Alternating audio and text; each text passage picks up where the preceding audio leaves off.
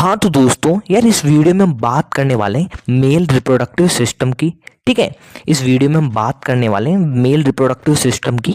और male reproductive system से related जितनी भी लाइन है एनसीईआरटी में सबके सब हम कवर करेंगे बहुत ही बेहतरीन तरह से। ठीक है, तो बिना देरी के इस बेहतरीन वीडियो को हम शुरू करते हैं।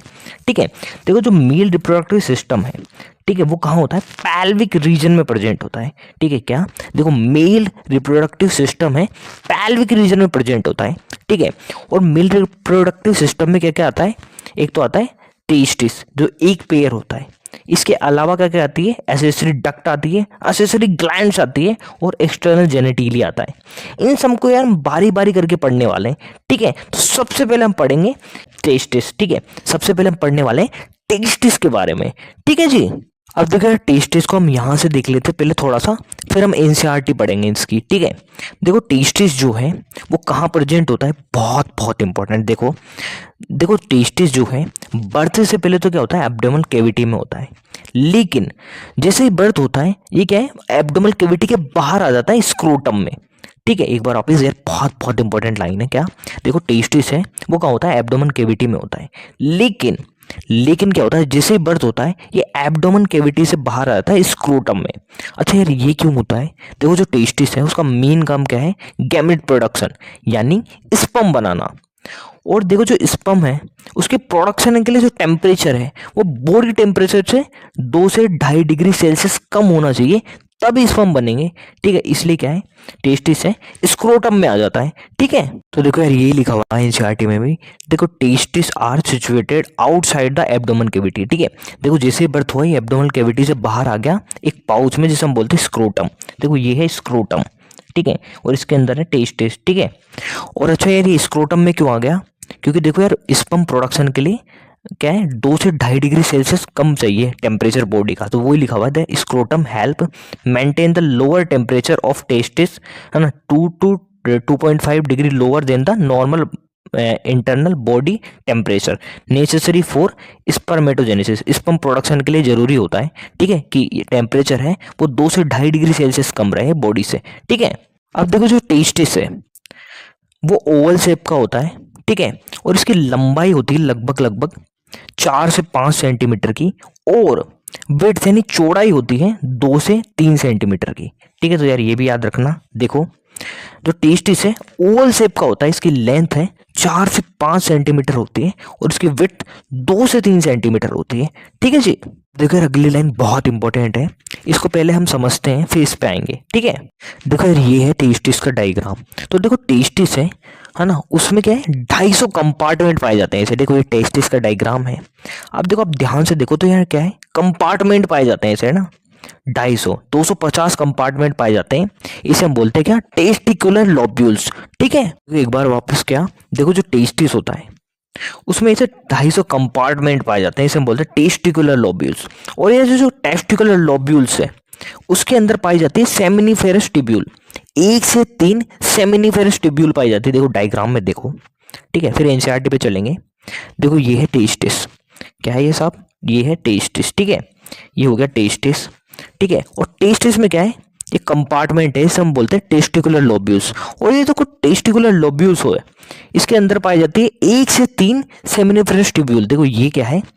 एक सेकंड, ये क्या है? सेमिनिफेरस ट्यूब्यूल है। ये जो दिख रही है आपको सेमिनिफेरस ट्यूब्यूल है, जो कितनी होती है? 1 से 3 होती है ईच टेस्टिकुलर लोब्यूल में। ठीक है, तो देखो टेस्टिस है, 250 कंपार्टमेंट पाए जा रहे हैं इस तरह से, और इसके अंदर है सेमिनिफेरस ट्यूब्यूल। ये कितनी 1 से 3 है ना, 1 से 3। अब देखो यार अभी अभी हमने पढ़ा, देखो जो टेस्टिस है, देखो जो टेस्टिस है उसमें 250 कंपार्टमेंट पाए जा रहे थे। ठीक है, तो यही लिखा हुआ है each testis have about 250 compartment. इनको हमने क्या बोला था? Testicular lobules. और ये जो टेस्टिकुलर लोब्यूल्स थे, ठीक है, जो टेस्टिकुलर लोब्यूल्स थे इसमें क्या थी? 1 से 3 सेमिनिफेरस ट्यूब्यूल थी। तो देखो each lobule contain 1 to 3 highly cold seminiferous tubule. ठीक है, देखो जो सेमिनिफेरस ट्यूब्यूल है यार ये बहुत बहुत इंपॉर्टेंट है, तो इसको थोड़ा अलग से देख लेते हैं फिर इस पे आएंगे। ठीक है, अब देखो यार जो सेमिनिफेरस ट्यूब्यूल है इसकी हम बात करने वाले हैं। देखो जो सेमिनिफेरस ट्यूब्यूल है इसके इनसाइड 2 तरह की सेल पाई जाती है। ठीक है, इसके इनसाइड 2 तरह की सेल पाई जाती है। एक तो होती है स्पर्मेटोगोनिया और एक होती है सर्टोली सेल। ठीक है, देखो ये है सेमिनिफरस ट्यूब्यूल। इसके अंदर दो तरह की सेल है। ये जो छोटी छोटी आपको दिख रही है ये है मील जर्म सेल या स्पर्मेटोगोनिया, और ये जो बड़ी बड़ी दिख रही है ये है सर्टोली सेल या नर्स सेल। ठीक है, अब देखो जो स्पर्मेटोगोनिया या फिर मील जर्म सेल है वो बनाती है स्पर्म। ठीक है, देखो इसमें होता है मियोटिक डिवीजन, है ना, इससे बनते हैं स्पर्म। तो देखो यार मील जर्म सेल है वो बनाती है स्पर्म, जबकि सर्टोली सेल का काम क्या होता है, ये न्यूट्रिशन प्रोवाइड करती है जर्म सेल को। क्या सर्टोली सेल क्या कर रही है, जो जर्म सेल है इसको प्रोवाइड कर रही है, न्यूट्रिशन प्रोवाइड कर रही है, या फिर कह दो या जो डेवलपिंग स्पर्म है इनको न्यूट्रिशन प्रोवाइड करती है। ठीक है, देखो यार जो सेमिनिफरस ट्यूब्यूल है इसके इनसाइड दो तरह की सेल है, एक तो मेल जर्म सेल है स्पर्मेटोगोनिया जो क्या बना रही है, स्पर्म बना रही है, और एक है सर्टोली सेल जो क्या कर रही है, मेल जर्म सेल या फिर कह दो डेवलपिंग स्पर्म जो है इसको न्यूट्रिशन प्रोवाइड कर रही है।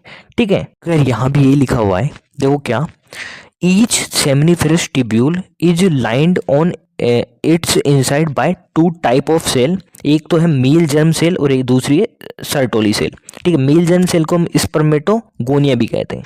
ठीक है, देखो जो मील जर्म सेल है इसमें मियोटिक डिवीजन होते हैं जिससे क्या बन जाता है, स्पर्म बन जाता है।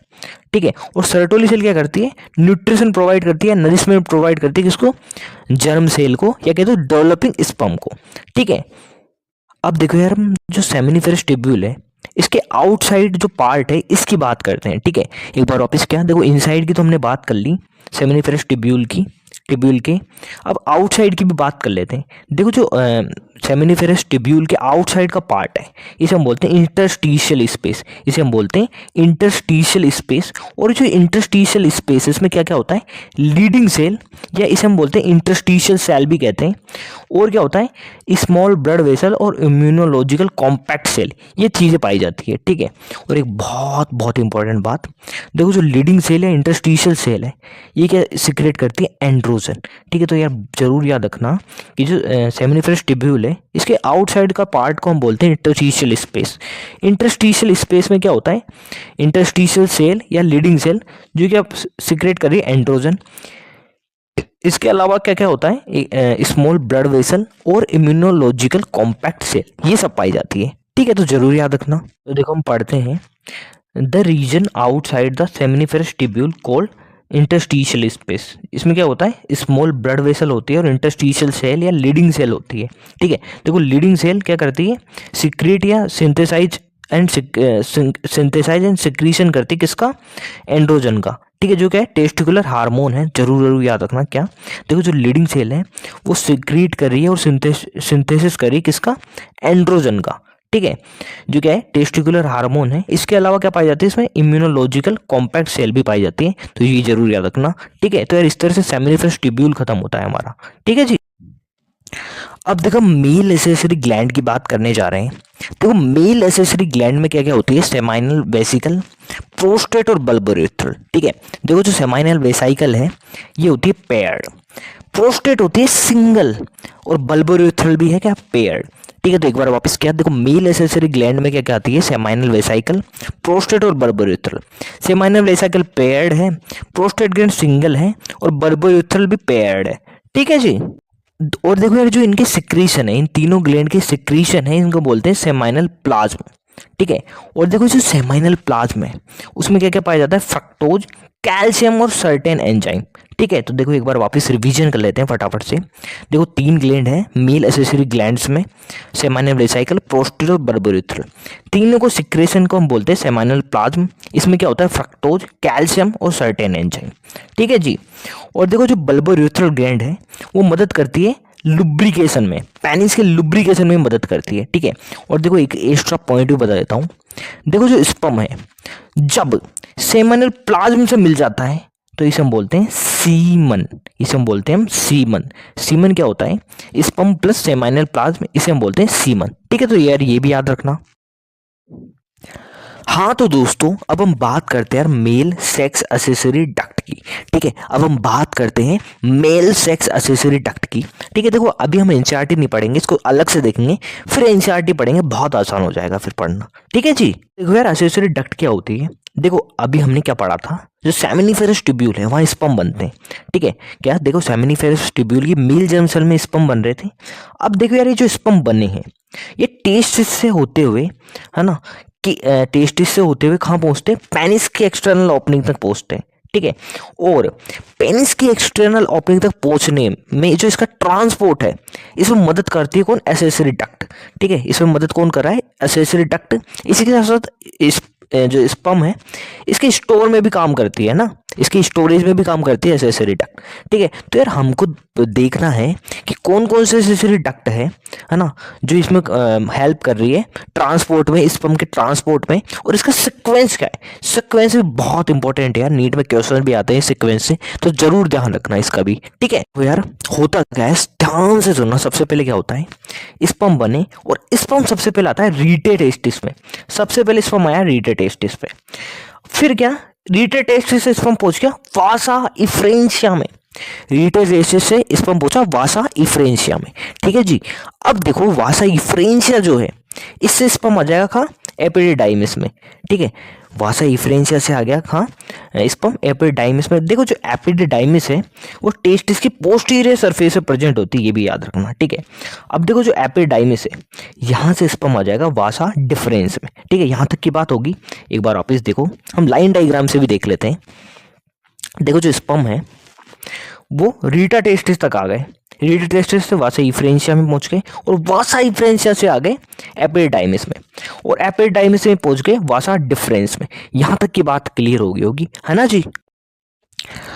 अब देखो यार असेसरी डक्ट में जो अब तक हमने पढ़ा उसको यार एक बार एनसीईआरटी के डायग्राम से भी हम देख लेते हैं, ठीक है। देखो ये आपको दिख रहा होगा, ये है टेस्टिकुलर लोब्यूल्स, इसके अंदर होती है सेमिनिफेरस ट्यूब्यूल जहाँ स्पर्म बनते हैं। अब देखो जो स्पर्म है वो आ जाएंगे रीटे टेस्टिस में, ये है रीटे टेस्टिस। आप ये है क्या, रीटे टेस्टिस, ये रीटे टेस्टिस हो गया। अब देखो रीटे टेस्टिस से स्पर्म पहुंच जाएंगे कहाँ, वासा इफ्रेंशिया में। वासा इफ्रेंशिया में आ गए, ये है वासा इफ्रेंशिया, और वासा इफ्रेंशिया में से स्पर्म आ जाएंगे एपिडिडाइमिस में, ठीक है। अब देखो एपिडिडाइमिस से स्पर्म जाएंगे वासा डिफरेंस। देखो ये वासा डिफरेंस है, एब्डोमेन की तरफ जा रही है, ठीक है, एब्डोमेन की तरफ जा रही है ऊपर।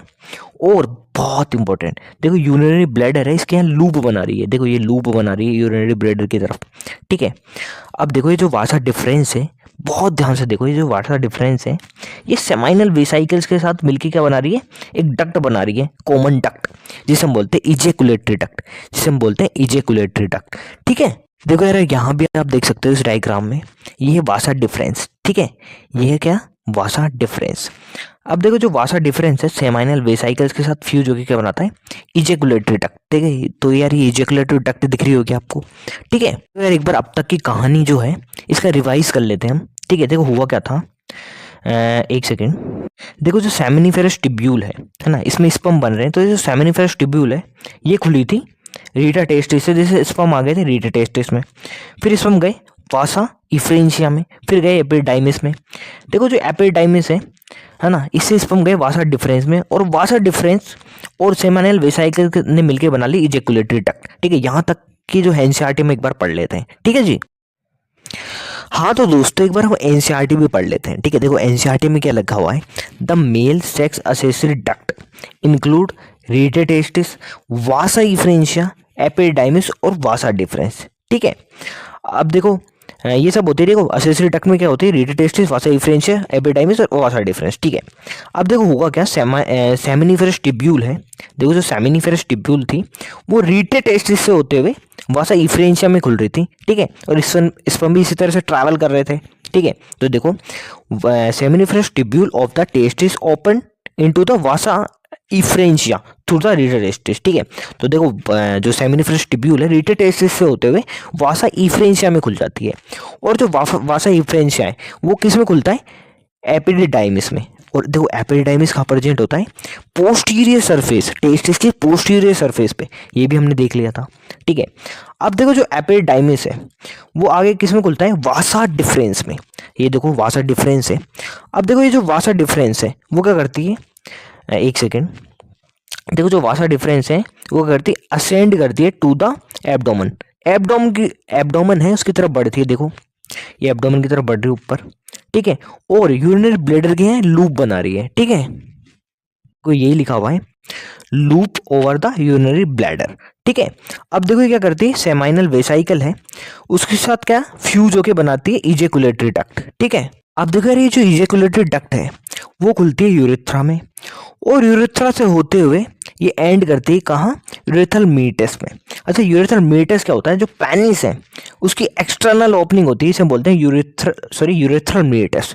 ठीक है, यार इस वाले डायग्राम में भी देख लो, ये है इजैकुलेटरी डक्ट जो खुली यूरेथ्रा में, और यूरेथ्रा लास्ट में कहाँ खुलता है, यूरेथ्रल मीटस में। ये क्या होती है, देखो ये क्या है, एक्सटर्नल ओपनिंग होती है किसकी, पेनिस की। ठीक है, तो इजैकुलेटरी डक्ट खुल गई यूरेथ्रा में।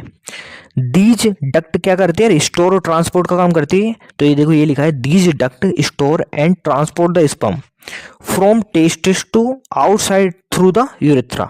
ठीक है, फिर देखो क्या लिखा हुआ है, यूरेथ्रा है वो ओरिजिन होता है यूरिनरी ब्लैडर से। देखो यूरिनरी ब्लैडर है, वहां से ओरिजिन हो रहा है यूरेथ्रा का। ठीक है, और ये कहाँ खत्म हो रहा है, पेनिस के एक्सटर्नल ओपनिंग पे। ठीक है, पेनिस के एक्सटर्नल ओपनिंग पे, जिसे हम बोलते हैं यूरेथ्रल मीटस। तो यार ये खत्म होती है क्या, एसेसरी डक्ट। ठीक है जी, अब देखो यार हम बात करते हैं पेनिस या मेल एक्सटर्नल जेनिटिलिया की।